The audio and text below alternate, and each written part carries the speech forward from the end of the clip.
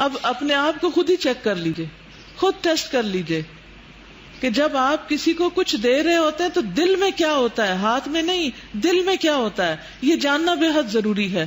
یہ ہے نیت.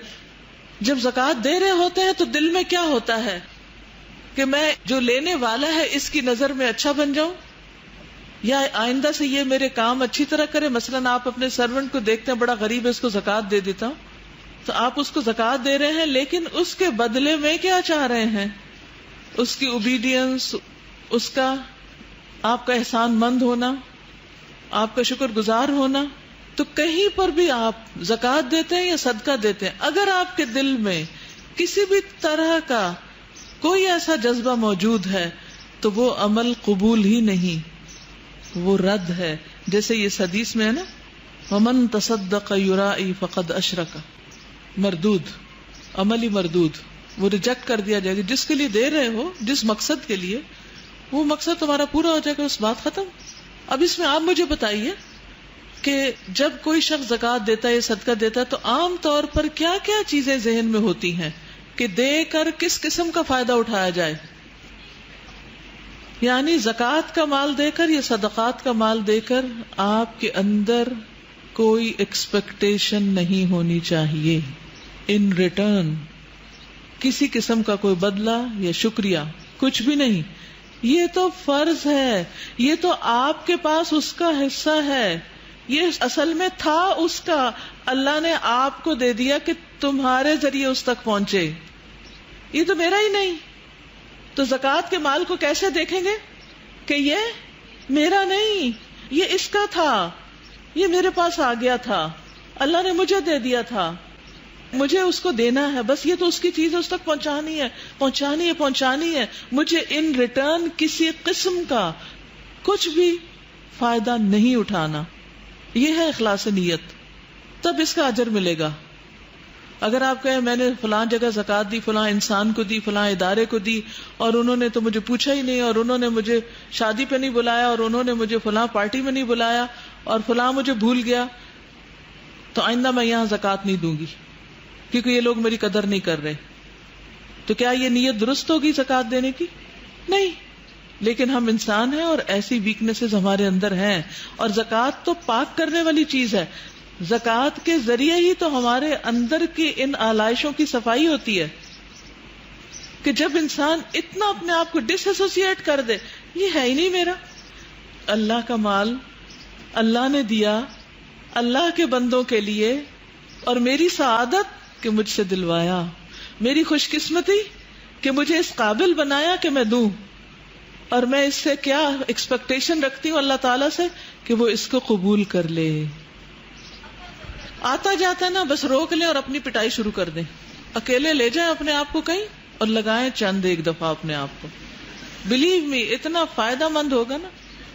ایسی ڈانٹ دیں اپنے آپ کو، ایسا لگائیں، لٹرلی اپنے آپ کو مارے، اور کہ خبردار جو آئندہ تم نے یہ کیا. کیونکہ یہ نفس اتنی آسانی سے ماننے والا نہیں ہے، یہ اتنا آسان مسئلہ نہیں ہے. It's really hard. وہی ایک ہی عمل آپ نیکی سمجھ کے کر رہے ہیں اور وہ جہنم میں لے جانے کا باعث بن رہا ہے. دل کی خوشی سے زکوٰۃ دی جائے. نبی صلی اللہ علیہ وسلم نے فرمایا اللہ کا تقوی اختیار کرو اور اپنی 5 نمازیں ادا کرو، اپنے 1 مہینے کے روزے رکھو، اور دل کی خوشی سے اپنے مال کی زکوٰۃ ادا کرو اور اپنے امیر کی اطاعت کرو، تم اپنے رب کی جنت میں داخل ہو جاؤ گے. تو کیا کرنا ہے؟ زکوٰۃ خوشی سے دینی ہے. سخی کہلوانے کے لیے زکوٰۃ نہیں دینی کہ فلاں تو اتنا جنرس ہے، روز ہی کچھ دے رہا ہوتا ہے. یہ خیال دل میں نہ آئے کہ میری دھاک لوگوں پہ بیٹھے کہ میں بہت دینے والا ہوں. شہرت بنانے کے لیے نہیں، پاپولیرٹی کے لیے نہیں، لوگوں کی توجہ اور لوگوں کی محبت حاصل کرنے کے لیے نہیں. اگر اللہ تعالیٰ آپ سے محبت کرنے لگے تو کیا لوگ محبت نہیں کریں گے؟ بتائیے. تو پھر ہمیں تو بڑی چیز کی طرف جانا ہے نا کہ وہ محبت کرے ہم سے. جب وہ کرے گا تو جبریل کو بتائے گا، اور جبریل آگے سب کو بتا دیں گے، اور آسمان سے زمین میں اتر آئے گی، سارے مسئلے حل ہو جائیں گے، وہ سارے شوق پورے ہو جائیں گے. لیکن آپ الٹی چکی چلاتے ہیں، لوگوں کے پیچھے دوڑتے ہیں، یہ ہم سے محبت کر لیں، یہ ہماری عزت کر لیں، یہ ہماری قدر کر لیں، یہ ہمارے شکر گزار ہو جائیں، انہیں کسی طرح اپنی مٹھی میں کر لیں، انہیں غلام بنا لیں. یہ سب گھٹیا ہتھ کنڈے ہوتے ہیں. ان چیزوں سے اوپر اٹھنے کی ضرورت ہے۔ والقلب متوجہ الی اللہ لا الی غیر اللہ، تو زکوٰۃ سخی کہلوانے کے لیے نہیں دینی، خالصتاً اللہ کے لیے دیا جائے۔ رسول اللہ صلی اللہ علیہ وسلم نے فرمایا، بے شک اللہ تعالیٰ فرماتا ہے میں سب شریکوں سے بہترین شریک ہوں، پس جس نے کسی کو میرے ساتھ عمل میں شریک کیا تو وہ عمل میرے شریک کے لیے ہے، وہ میرے لیے نہیں ہے۔ اگر میرے ساتھ کسی اور کو بھی ملا لیا تو سارا اس کا، میرا کچھ نہیں۔ اے لوگوں اپنے اعمال کو اللہ کے لیے خالص کر لو، کیونکہ اللہ عز و جل اپنے لیے خالص عمل کو ہی قبول کرتا ہے، صرف پیور چیزیں قبول کرتا ہے۔ اور یہ مت کہو کہ یہ چیز اللہ اور رشتہ دار کے لیے ہے، یہ نہیں کہنا۔ کیا نہیں کہنا؟ کہ یہ اللہ اور رشتہ دار کے لیے ہے۔ ایک جملے میں نہیں ملانا اللہ کے ساتھ کسی اور کو، ٹھیک ہے؟ کیونکہ جو چیز رشتے کی خاطر دی جائے تو وہ رشتے کے لیے ہے، اللہ کا اس میں کچھ نہیں۔ اور نہ یہ کہو کہ یہ چیز اللہ کے لیے اور تمہارے لیے ہے، بس وہ تمہارے ہی لیے ہوگی، اللہ کے لیے اس میں کچھ نہیں۔ یہ نفس پہ بڑی بھاری چیز ہے، ویسے آسان نہیں ہے، کیونکہ ہم عموماً کہاں خرچ کرتے ہیں؟ جہاں کر کے ہمیں مزہ آتا ہے، ہمارے نفس کو کوئی خوشی حاصل ہوتی، اور وہاں نہیں دیتے کہ جہاں نفس پہ گراں گزرتا ہے اور کڑوا ہوتا ہے اور کوئی پوچھنے والا نہیں ہوتا اور کوئی شکریہ والا نہیں ہوتا، وہاں عام طور پہ دینا بھی مشکل ہوتا ہے، لیکن کام بھی وہی آتا ہے، فائدہ بھی وہی دے گا۔ جیسے بیمار شخص کو کون سی دوا فائدہ دیتی؟ کڑوی دوا فائدہ دیتی ہے۔ اور ایک اور خوبصورت وجہ، اللہ کا چہرہ دیکھنے کے لیے۔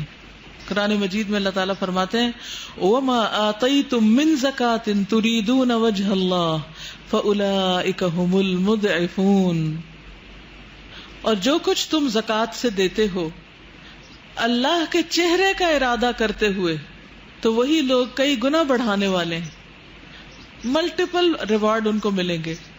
اور سب سے بڑا ریوارڈ کیا ملے گا؟ کہ اللہ سبحانہ وتعالیٰ ان کو اپنا دیدار کرائیں گے قیامت کے دن، جس کے بعد ان کو کسی چیز کی طلب تمنا رہے گی ہی نہیں، ایسا دل بھرے گا، ایسا دل خوش ہوگا۔ تو جب تک ہماری دینے کی نیت خالص نہیں ہوگی، اس وقت تک اس میں برکت نہیں ہوگی، اس وقت تک وہ مقصد حاصل نہیں ہوگا۔ مقصد زکوٰۃ دینے کا کیا ہے؟ کہ ہماری اندر کی طہارت ہو جائے، ہمارا تزکیہ ہو جائے، ہمارے اندر اللہ کی محبت پیدا ہو جائے، ایمان بڑھ جائے، دوسرے کی مدد ہو جائے، خدمت ہو جائے، اس کا مال بڑھ جائے، اس کی ضرورت پوری ہو جائے، اس کی تکلیف دور ہو جائے۔